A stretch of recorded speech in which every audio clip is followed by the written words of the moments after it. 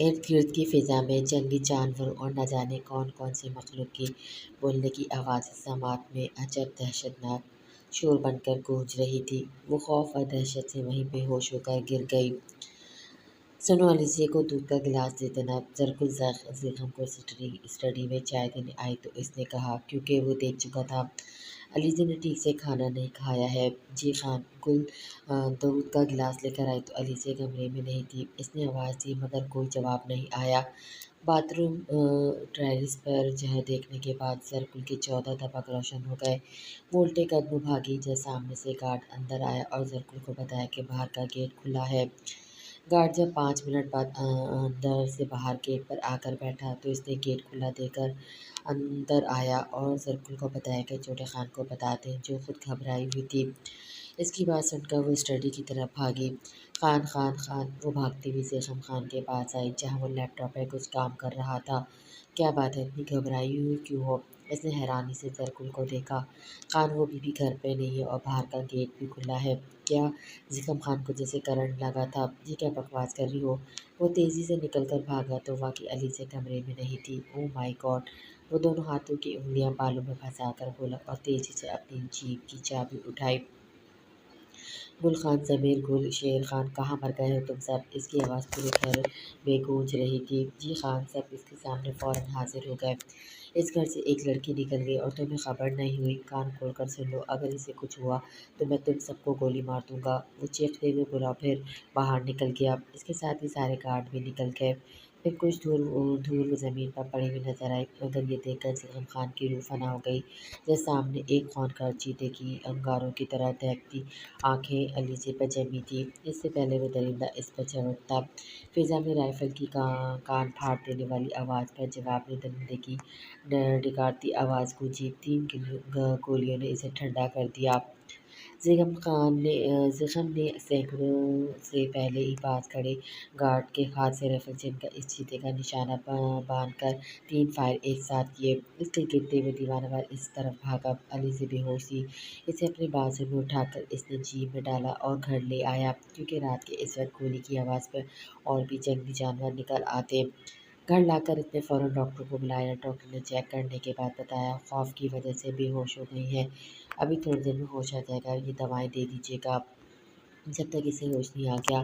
زیغم یار خان کمرے میں ادھر سے ادھر چکر کاٹتا رہا۔ اس کا دماغ سوج سوج کر سن ہو چکا تھا۔ جب سب کچھ ٹھیک ہونے لگا تھا تو الیزیہ نے ایسا کیوں کیا؟ جب الیزیہ کو ہوش آیا تو وہ پھر اس قید خانے میں تھی۔ تم یہاں سے کیوں بھاگی؟ اگر تمہیں کچھ ہو جاتا تو؟ بولو، جواب دو۔ وہ غصے سے اس پہ دہاڑ رہا تھا۔ تو کیا ہوتا؟ اچھا تھا نا، مر جاتی، تمہارے ساتھ رہنے سے اچھا ہے جنگلی جانوروں کی خوراک بن جاؤں۔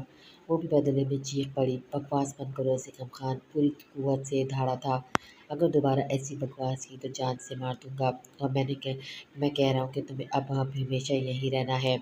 کبھی نہیں، تم مجھے یہاں قید کر کے نہیں رہ سکتی، سمجھے؟ نہیں رکھ سکتے، سمجھے؟ تم وہ دہاڑی تھی اور میں بھی تمہیں اپنی زندگی میں ہر حال میں رکھنا چاہتا ہوں۔ زیغم خان نرم پڑ گیا۔ اب چلو جوس پی لو، تم نے کل سے کچھ نہیں کھایا ہے۔ وہ جانتا تھا غصہ کرنے سے کچھ نہیں ہونے والا، کوئی بات ضرور ہوئی ہے جو الیزیہ نے ایسا کیا۔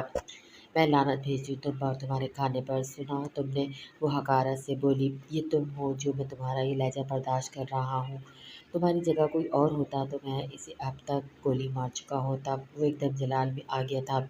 یہ لڑکی اسے پاگل کر کے چھوڑ دے گی، جتنا کول مائنڈ رہنے کی کوشش کرتا ہوں اتنا ہی دماغ خراب کر کے رکھ دیتی ہے۔ تو مارو مجھے، ویسے بھی میری کسی کو ضرورت نہیں، میں خود مرنا چاہتی ہوں۔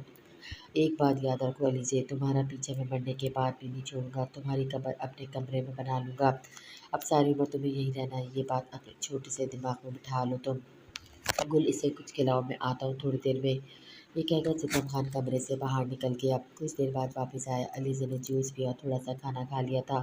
اب اس میں کچھ جان آئی تھی زیغم سے لڑنے کی۔ وہ بھی یہی چاہتا تھا کہ مکمل ہوش و آواز میں سے بتائے کیا ہوا ہے۔ اس کے ساتھ کل تک تو ٹھیک تھی، میرا قریب آنا بھی اسے برا نہیں لگا تھا۔ دیکھو الیزیہ، میں تمہارے قدموں میں دنیا کی ساری خوشیاں ڈھیر کر دوں گا، تمہیں کسی بھی قسم کی پریشانی نہیں ہوگی۔ میں وعدہ کرتا ہوں میں خود تمہیں تمہارے گھر والوں کو ڈھونڈ کر تم سے ملواؤں گا، بس تم میرا ساتھ قبول کر لو۔ وہ آن بان والا شخص اس کے آگے گڑ گڑا رہا تھا۔ جواب میں علی نے ایک قہر بھری نظر زکام خان پر ڈالی اور نفرت سے پھیر لی۔ زکام کو ایسے ہی اس کا جواب مل گیا۔ آخر تم خود کو سمجھتی کیا ہو؟ میں اگر چاہوں تو زبردستی بھی کر سکتا ہوں، تم کچھ بھی نہیں کر سکتی، مگر میں تمہاری رضا سے تمہارا ساتھ حاصل کرنا چاہتا ہوں، اور میری رضا تم زندگی بھر حاصل نہیں کر سکو گے۔ ہاں، اگر زبردستی کرنا چاہو تو شوق سے کرو، مگر اس سے تم میرا صرف جسم حاصل کرو گے، میری روح، میرا دل تمہارا کبھی نہیں ہو سکے گا۔ وہ ضدی لہجے میں بولی، تم اور تمہارا خاندان ایک جیسا ہے، سب وقت گزاری کرنا جانتے ہیں۔ علیزے نے یہ بات دل میں سوچی، اس کے سامنے بول کر اسے وہ نہیں بتا سکتی تھی، اس کی اصلیت جان گئی ہے۔ اس کی بات پر زکام یار خان نے بے بس سا اس پر ایک گہری نظر ڈال کر کمرے سے نکل گیا۔ زکام اندر کمرے میں بیٹھا ڈرنک کر رہا تھا اور نہ جانے کتنی سگریٹ کے ڈبے وہ خالی کر چکا تھا۔ اس کی دماغ کی شریانیں پھٹنے کے قریب ہو گئی تھی۔ اتنی شراب پینے کے بعد بھی ایک پل کے لیے بھی اس ظالم کی یاد سے چھٹکارا حاصل نہیں کر پایا تھا۔ وہ آج فارم ہاؤس گیا تھا، وہاں رہ کر تو کچھ کر بیٹھتا۔ یہ لڑکی کبھی بھی نرم نہیں پڑ پائے گی۔ میں سب کچھ ہار گیا، آج اپنی خواہش کے لیے میں اس کی زندگی داؤ پہ نہیں لگا سکتا۔ وہ تو مرنے کے لیے بھی تیار ہے۔ کل کا وہ منظر سوچ کر اس کی روح کانپ اٹھی۔ اگر کچھ پل بھی لیٹ ہو جاتا تو صبح ہی وہ اس کے پاس جانا چاہتا تھا۔ سنو، میں تم سے ایک سوال کروں گا۔ دوسرے دن اس کے پاس آ کر اس سے مخاطب ہوا۔ سرخ آنکھیں، بکھرے بال، کل کا سلوٹ زدہ سوٹ پہنے وہ اجڑی ہوئی حالت میں اس کے سامنے تھا، مگر علیزے نے اپنا دل پتھر کر لیا تھا۔ کیسے سوال؟ میں نے تمہیں آزاد کر دیا تو تم کہاں جاؤ گی؟ کسی بھی دارالامان میں چلے جاؤں گی، پھر کچھ ٹائم بعد لندن واپس۔ ٹھیک ہے، میں کل تک پیپر بنا کر تمہیں بتا دوں گا۔ یہ کہہ کر وہ ایک سیکنڈ بھی وہاں رکے بغیر کمرے سے باہر نکل گیا۔ آریان نے 2 دن سے عرشیہ کا جینا حرام کر رکھا تھا۔ شادی کے سانگ سنا کر پتہ نہیں کہاں سے اس کے پاس ایسے سانگ تھے جس میں دلہن کا ہی مذاق اڑایا جا رہا تھا۔ آریان جب آفس سے تھکا آ رہا ہے تو کمرے میں قدم رکھتے ایسا لگا زلزلہ آ گیا ہو۔ وہ پھٹی آنکھوں سے سامنے دیکھ رہا تھا۔ عرشیہ ڈانس کر رہی تھی اور 10-12 بچے اس کے ساتھ اچھل کود کر رہے تھے۔ پڑوسی کے بچے، ملازم کے بچے، سب کو جمع کر کے وہ ہاتھ میں پلیٹ، چمچے اور نہ جانے کیا کیا برتن سب پکڑ کر بجا رہے تھے۔ وہ ساتھ ساتھ پتہ نہیں کون سے گانے کی ٹانگ توڑی جا رہی تھی۔ اس پر ساؤنڈ کی تیز آواز آریان کا دماغ گھوم گیا۔ وہ آگے بڑھا۔ عرشی، اس نے چلا کر عرشیہ کو آواز دی، مگر وہ تو بڑے سائز کا چمچہ اور تالی بجا بجا کر ناچنے میں مصروف تھی۔ اتنے شور میں مسجد کے سائرن کی آواز نہ آئی، یہ تو پھر انسان کے گلے کی آواز تھی۔ عرشی، اب کیوں حلق کے بل چلائے تھا؟ ایک تو یہ بچے اسے آگے نہیں جانے دے رہے تھے۔ کیا ہے؟ اس نے بھی چلا کر پوچھا، جیسے نہ جانے کون سا ضروری کام کر رہی تھی اور آریان نے خلل ڈال دیا ہو۔ یہ سب کیا ہو رہا ہے؟ میری شادی ہو رہی ہے اور کیا، اور ہم سب روز ایسے انجوائے کریں گے؟ عرشی نے اسی طرح ڈانس کرتے ہوئے کہا۔ وٹ؟ آریان نے آگے بڑھ کر CD پلیئر آف کیا تو سب رک کر اسے دیکھنے لگے۔ بکھرے بال، گلے میں ٹائی جھولتی ہوئی عرشیہ کو غصے سے دیکھ رہا تھا۔ سب نکلو میرے کمرے سے باہر۔ آریان کا کمرہ ساؤنڈ پروف تھا، اس لیے کسی کو کچھ پتہ نہیں چلا یہاں کیا قیامت برپا ہو رہی ہے۔ جو بھی کہنا ہے ادھر آ کر کہو۔ عرشیہ دوسری جگہ جا کر کھڑی ہو گئی۔ آریان کو اس سے کچھ سمجھ نہیں آیا، یہ پاگلوں والی حرکت کیوں کر رہی ہے۔ آریان نے آگے بڑھ کر اس کا بازو پکڑا۔ تم پاگل ہو گئی ہو؟ یہ سب کیا ہے؟ اور ان بچوں کو کیوں جمع کر رکھا ہے تم نے؟ اور یہاں نہیں وہاں چل کر ڈانٹ لو۔ عرشیہ نے اس کی بات کاٹ کر اسے دوسری طرف چلنے کو کہا تو بھڑک اٹھا، نہیں یہیں کھڑی رہو چپ چاپ۔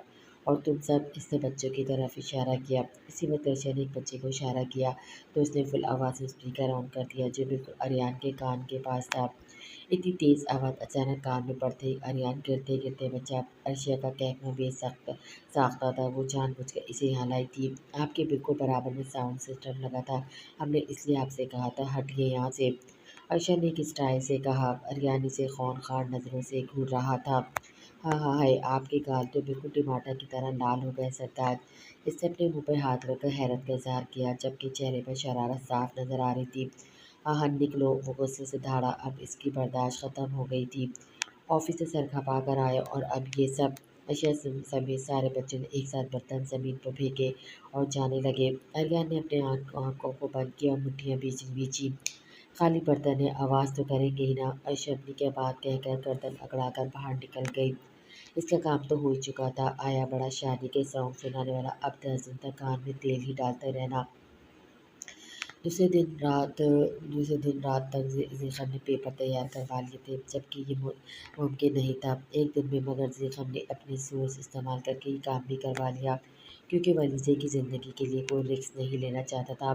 جو کل اس نے اپنی آنکھوں سے روح پرواز منظر دیکھا، وہ نہیں چاہتا تھا علیزہ اپنی بے وقوفی میں خود کو کوئی نقصان پہنچائے، چاہے اس کے پاس نہ ہو، مگر صحیح سلامت زندہ تو ہوگی نا۔ ذیخم نے خود بھی سوچ لیتا ہمیشہ کے لیے ملک چھوڑ کر چلا جائے گا۔ خان میرے لیے کیا حکم ہے؟ وہ صوفے پہ نڈھال سا بیٹھا تھا، اب تو اس میں نہ سوچنے کی ہمت تھی، نہ چلنے پھرنے کی۔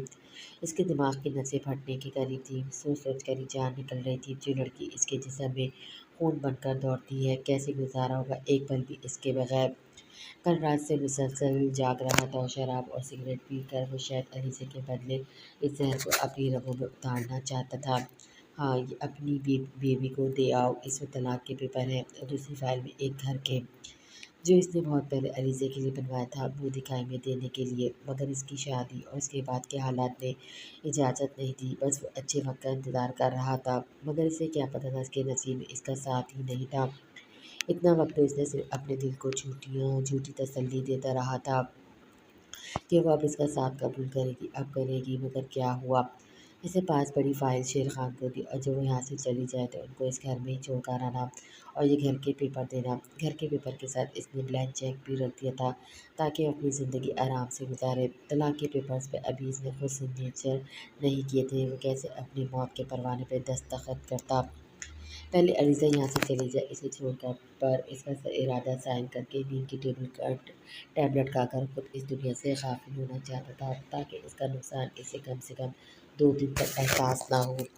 جی خان، جیسا آپ کا حکم، یہ کہہ کر وہ باہر نکل گیا۔ شیر خان خود کو بے بس محسوس کر رہا تھا، اپنے چھوٹے خان کے لیے کچھ نہیں کر سکتا تھا۔ شیر خان ذیخم کے ساتھ بچپن سے تھا اور اس کی جان اپنی جان سے زیادہ پیاری تھی اسے، مگر آج وہ کچھ نہیں کر سکتا تھا۔ اس سے دیکھا دستگاہ خان ہر چیز حاصل کرنا جانتا تھا، چاہے وہ خرید کے ہو یا چھین کر۔ نہ جانے کتنوں پہ ظلم کیے ان امیروں نے، اپنے غرور میں کتنے ہی ملازموں کی ایک غلطی پر کھال ادھیڑ دی۔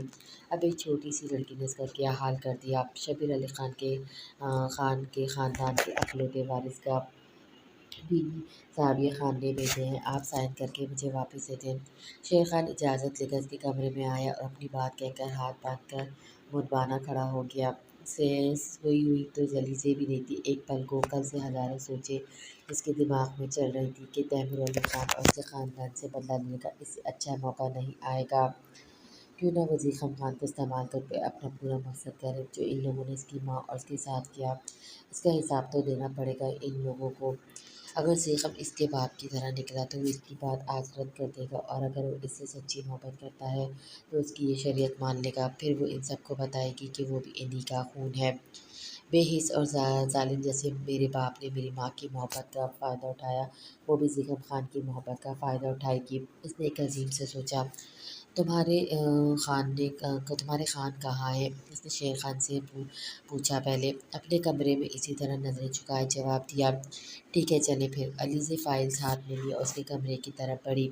شیر خان، فائل یہاں رکھ دو اور گیٹ لاک کر کے جاؤ، مجھے ڈسٹرب نہیں کرنا چاہیے، کتنا بھی ضروری کام ہو۔ وہ صوفے کی بیک پر سر رکھے دونوں ہاتھ صوفے کی بیک پر پھیلائے آنکھیں موندے بیٹھا تھا۔ دروازے کھلنے کی آواز پر علیزہ کو شیر خان سمجھ کر حکم دے رہا تھا۔ جب تھوڑی دیر تک کسی قسم کی آواز نہیں، دروازہ بند ہونے کی بھی نہیں، تو اس نے آنکھ کھول کر شیر خان کی طبیعت ٹھیک کرنے کا سوچا۔ سنا نہیں میں؟ وہ غصے سے دھاڑا تھا، مگر آدھی بات اس کے منہ میں ہی رہ گئی اور وہ سخت سامنے کھڑی علیزہ کو دیکھ رہا تھا۔ علیزہ بھی خاموش کھڑی اسے دیکھ رہی تھی، پرسوں کا مریض لگ رہا تھا۔ بکھرے بال، سلوٹ زدہ ملکچی انگلیوں میں اسے بے یقینی سے دیکھتا ہوا علیزہ کو حیران کر گیا۔ وہ لڑکھڑاتا ہوا اٹھ کر اس کے پاس آنے لگا، جو بہت مشکل سے اس نے ہمت کر کے کیا تھا۔ وہ مجھے پتہ ہے کہ تم میرا وہم ہو، ابھی غائب ہو جاؤ گی نا؟ اس نے ڈرتے ڈرتے علیزہ کے گال پہ ہاتھ رکھا، مگر وہ حیران ہوئے گا، یہ تو حقیقت میں سامنے ہے۔ اس نے جلدی سے اس کے ہاتھ کندھوں کو چھو کر محسوس کرنا چاہا کہ اس کا خواب تو نہیں۔ علیزہ، وہ حیران سا اس کے سامنے کھڑا اسے دیکھے جا رہا تھا۔ میں سچ میں تمہارے سامنے ہوں اور میں تمہیں ایک موقع دینا چاہتی ہوں، مگر میری کچھ شرائط ہیں۔ بیٹھا کر بات کریں؟ لیکن جب زیغم اسی طرح سخت سا کھڑا رہا تو علیزے اس کا ہاتھ پکڑ کر صوفے تک لائی اور اسے بٹھا کر خود اس کے کمرے میں رکھی، پھر اسے پانی لا کر اس کے سامنے کی اور خود اس کے ساتھ ہی بیٹھ گئی۔ مگر زیغم تو اسے دیکھے جا رہا تھا کہ کہیں بلکہ جھپک کے اور اس کا یہ خواب ٹوٹ جائے اور علیزے ویسی ہی نفرت سے اسے چھوڑ کر جانے کو تیار ہوگی۔ جب اس نے گلاس نہیں پکڑا تو علیزے خود ہی سے پانی پلانے لگی۔ زیغم بنا پلکیں جھپکائے اس کو دیکھتا ہوا اس کے ہاتھ سے پانی پینے لگا۔ کیا کہا تم نے؟ پانی پی کر زیغم کچھ ہوش میں آیا۔ علیزے نے گلاس سائڈ پر رکھا اور اپنی بات دہرائی۔ اگر تمہیں میری بات منظور ہے تو۔ علیزے کی بات ادھوری رہ گئی جب زیغم نے کھینچ کر اپنے سینے سے لگایا اور بازو کا احساس سخت کر لیا۔ علیزے کو ایسا لگا اس کی پسلیاں ٹوٹ جائیں گی۔ تم جو بولو گی وہی کروں گا۔ ہر بات، ہر شرط، ہر خواہش مجھے منظور ہے۔ ہر بات مانوں گا، بس مجھے چھوڑ کر جانے کی بات مت کرنا، میں مر جاؤں گا علیزے، پلیز علیزے۔ وہ بے بس اس کی گردن میں منہ چھپائے بولا۔ علیزے کو اپنی گردن اور کندھے پر نمی محسوس ہوئی تو اس کا دل دھڑک اٹھا، اب تک دکھ سے اس کی آنکھیں بھی بھیگنے لگیں۔ اسے ایک پل کو اپنی سوچ پر شرمندگی ہوئی کہ اتنی محبت کرنے والے شخص کو دھوکہ دے رہی ہے، اس بات کا بدلہ لے لی جس میں اس کا کوئی قصور ہی نہیں ہے۔ مگر پھر اسے اپنی ماں کی وہ تکلیف، بیماری اور راتوں کو جاگنا، پھر اس کا پوری زندگی ایک گناہ کی طرح گزارنا، سب اسے گندا خون کہنا، ایک پل میں اس نے اپنے دل کو سخت کیا۔ وہ پھر سے وہی بے رحم علیزے بن گئی۔ میری بات سن لو پہلے۔ اس نے زیغم کو خود سے دور کرنا چاہا، اب اس کے چہرے کی ایک ایک نگوش کو محبت سے چھو رہا تھا۔ اس کو اتنا قریب بھی علیزے جان بوجھ کر آنے دے رہی تھی، یہ بھی اس کے پلان میں شامل تھا۔ حکم کرو تم۔ وہ اس سے الگ ہو کر پوری توجہ سے مسکراتے ہوئے اس کی بات سننے لگا۔ میری شرط یہ کہ تم اپنی پراپرٹی میرے نام کر دو گے اور دوسری شرط مجھے وہ سب مقام اور چیزیں دو گے جو تمہارا خاندان تمہاری بیوی کو دیتا ہے، اپنے خاندان کی ہر وہ چیز جو ایک بہو کو ملنی چاہیے۔ اپنی بات بول کر علیزے نے ایک گہری سانس لے کر اس کی طرف دیکھا، مگر وہ تو ابھی بھی اسے پیار سے مسکراتے ہوئے دیکھ رہا تھا۔ بس اتنا ہی، اس میں تو کوئی مشکل نہیں، میں ابھی پیپر بنوانے کے لیے کہہ دیتا ہوں۔ اس نے اپنا موبائل نکالا وکیل کو کال کرنے کے لیے۔ پہلے میری بات سن لو۔ علیزے نے اس کے ہاتھ پر ہاتھ رکھ کر اسے کال کرنے سے روکا۔ اور کیا کیا رہ گیا ہے؟ میرا سب کچھ تمہارا ہے، یہ جان سمیت، پھر اور کیا منوانا ہے؟ زیغم حیران ہوا۔ طلاق کا حق مجھے ہوگا اور دوسری بات، تم مجھ سے جب تک اپنا حق نہیں مانگو گی جب تک میری مرضی نہیں ہوگی۔ علیزہ اپنی بات کہہ کر اس کے چہرے کو دیکھنے لگی، جس سے پتہ لگ رہا تھا کہ یہ بات اسے پسند نہیں آئی۔ کیوں تمہیں طلاق کا رائٹ کیوں چاہیے؟ زیغم نے سرد لہجے میں پوچھا۔ کیا وہ اس کے ساتھ کھیل کھیل رہی ہے؟ کیونکہ میں ساری زندگی تمہارے نام کرنے جا رہی ہوں۔ اگر تم نے اپنے گھر والوں کے دباؤ میں آ کر مجھے چھوڑنے کا فیصلہ کر لیا تو تم یہ بھی نہ کر پاؤ۔ یہ سب علیزے کے دل سے نکلی بات تھی جو وہ خود بھی نہیں جانتی تھی۔ اسے کچھ اور بولنا تھا مگر یہ کیا کیا بولے جا رہی ہے۔ اس کی بات پر زیغم خان کا کہکنا بے ساختہ تھا، اس کے خوبصورت چہرے پر بہار سی آ گئی تھی۔ علیزے کی بات سن کر اس نے مسکراتے ہوئے علیزے کا ہاتھ پکڑا اور چوم کر دل کے مقام پر رکھ کر بولا، یہ دل تمہارے ہونے سے دھڑکتا ہے علیزے، اگر تمہیں چھوڑ دوں گا تو یہ کمینہ کام کرنا بند کر دے گا۔ اب مجھے یہ بھی بتا دو، اس آخری شرط کی ٹائم لمٹ کتنی ہوگی؟ کب تک مجھے تم سے دوری کی سزا جھیلنا پڑے گی؟ وہ اس کو بڑے پیار سے دیکھتے ہوئے مسکرا کر پوچھ رہا تھا۔ جب مجھے آپ پر مکمل اعتماد ہو جائے گا۔ ٹھیک ہے، یہ بھی مان لیا۔ مجھے بھوک لگی ہے، میں نے کل سے کچھ نہیں کھایا۔ اس کو قریب آتے دیکھ کر وہ فوراً بولی، کیا کہہ رہی ہو؟ تمہیں تو میڈیسن بھی لینی تھی نا۔ یہ زرکل کہاں ہے؟ ابھی اس کی خبر لیتا ہوں۔ وہ غصے سے اٹھ کر باہر جانے لگا۔ رکے تو، زرکل کیا کرے گی جب میں نے منع کر دیا تھا؟ میں نے خود اسے ڈانٹ کر کمرے سے نکال دیا تھا، لیکن سزا تو میری تھی نا، خود کو کیوں تکلیف دی جان؟ اس کا چہرہ دونوں ہاتھوں کے پیالے میں لیے پوچھ رہا تھا، جو ہو گیا اسے بھول جائیں، جب آپ جا کر فریش ہو کر آئے پھر ہم کھانا کھاتے ہیں۔ ٹھیک ہے، تم ویٹ کرو، میں بس 5 منٹ میں آیا۔ اس کا ماتھا چوم کر واش روم کی طرف چلا گیا۔ تم جاؤ اب یہاں سے، ہمارے جانے کے بعد آنا، اگر کوئی ادھر آیا تو ٹانگیں توڑ دوں گا۔ کتنا بھی ضروری کام ہو سب کو بتا دو جا کر۔ اس نے کھانا لگاتی زرکل کو بولا، جو کھانا لگانے کے بعد وہیں کھڑی تھی، تاکہ کوئی چیز کی ضرورت ہو تو بتا دے۔ زیغم کے کہنے پر وہ کچن میں چلی گئی۔ یہ سب سننے کی تو ان سب ملازم کو عادت تھی، زیغم کا غصہ جانتے تھے۔ یہ آپ کیسے باتیں کر رہے ہیں؟ وہ ملازم ہے، آپ کی زرخیز غلام نہیں۔ علیزے کو اس کی بات بری لگی تو فوراً ٹوک دیا، ابھی میں کوئی بات سننے کے موڈ میں نہیں ہوں، چپ چاپ کھانا کھاؤ، کل سے کچھ نہیں کھایا، طبیعت خراب ہو جائے گی۔ وہ اسے اپنے ہاتھ سے کھانا کھلا رہا تھا۔ علیزے بھی خاموشی سے کھانا کھانے لگی، کیونکہ اب تو اس کی بھوک اور زیادہ بڑھ گئی تھی۔ रात जब वो कमरे में आया तो अलीज़ा जाने किन सोचों में गुम थी। शिखम बैठ कर इसके करीब आकर बैठा, अभी इसका हाथ पकड़ना चाहता था जब वो बोल उठी, मुझे चेंज करना है। इसकी गहरी नज़रों ने इसे वहाँ से हटने पर मजबूर कर दिया। वो कहते हुए बेड से उतरने लगी, कर लेना, भी थोड़ी देर बात करते हैं। ज़ख़म ने हाथ पकड़कर इसे पिटाना चाहा लेकिन वो झटके से पीछे हटी। ज़ख़म ने गौर से इसका चेहरा देखा जिसमें घबराहट साफ नज़र आ रही थी। वो शायद ये समझ रही थी कि इसने एक मौका देने पर वो अपना हक न इस्तेमाल कर ले। आधी रातों की तन्हाई से खौफज़दा थी अलीज़े। वो उसकी तरफ बढ़ा। अलीज़े बेसाख्ता 2 कदम पीछे हटी। ज़ख़म ने होंठ खींच लिए। अलीज़े का ज़ब्त के मारे सुर्ख चेहरा देखकर एक गहरी सांस लेकर पीछे हटा। कपड़े बदलने के बाद वो जानबूझकर देर से बाहर आई। वो बेड पर बैठा आहट पर चौंक कर सीधा हुआ। इसकी मुस्कुराहट पर नज़रें फिर गई। यहाँ आ जाओ, इसे यूं ही खड़ा देखकर ज़िख़म ने बेड की तरफ इशारा किया। वो कमरे में रखे सोफे पे बैठ गई। तुम्हें इस तरह घबराने की ज़रूरत नहीं है। मुझे अपना वादा याद है। मैं तुम्हारी ख्वाहिश का एहतराम करता हूँ और जब तक तुम चाहोगी। ज़ख़म भी इसका डर समझ रहा था। एक दिन में सब कुछ बदल नहीं सकता, इसलिए आराम से डील करना चाहता था इसे। अलीज़ा खामोशी से इसके बराबर में दराज हो गई। वो ड्रेसिंग रूम की तरफ बढ़ा तो इसने कंबल सर पर ओढ़ लिया। कुछ देर बाद लाइट बंद होते ही अंधेरा छा गया और कमरे में नीली रोशनी फैल गई। इसने ज़रा सा कंबल सरका कर देखा तो इसके बराबर में लेट चुका था। पूरा लॉन रोशनी में जगमगा रहा था। म्यूजिक की तेज आवाज़ फिजा में गूंज रही थी। चमेली, गुलाब और गेंदे से सजे हुए झूले में अर्शी और अरियान को एक साथ बिठाया गया था। अरियान के चेहरे से मुस्कुराहट जुदा नहीं हो रही थी। बात बात पे कैक में लगातार सबकी छेड़छाड़ का खुद जवाब दे रहा था। इसके बराबर में अर्शिया खामोश बैठी थी और उसके कैक में सुनकर जल भून रही थी। कैसे इसे बेबस करके शादी कर रहा था। कितना तंग किया अर्शिया ने कि वो पास आ जाए इससे शादी करने से, मगर वो भी एक इंसान था।